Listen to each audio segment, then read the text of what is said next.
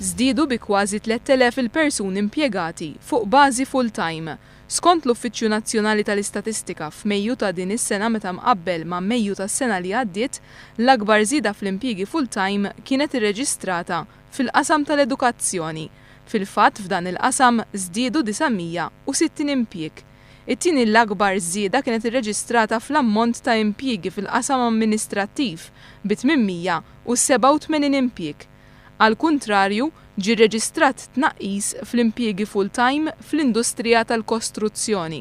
L-impjiegi full-time ma żdiedux biss fis-settur pubbliku, iżda żdiedu wkoll fis-settur privat. Illum il-ġurnata kważi 3/4 tal-impjiegi full-time f'pajjiżna huma impjiegi offruti mill-privat. L-Uffiċċju Nazzjonali tal-Istatistika jkompli jgħid illi żdiedu wkoll l-impjiegi part-time. F'dan il-każ l-akbar żiediet ġew irreġistrati f'xogħlijiet fil-lukandi u oħrajn li jinvolvu t-tiswija tal-karozzi. L-istatistika hija bbażata fuq informazzjoni mogħtija mill-Korporazzjoni għax-xogħol u t-Taħriġ l-ITC.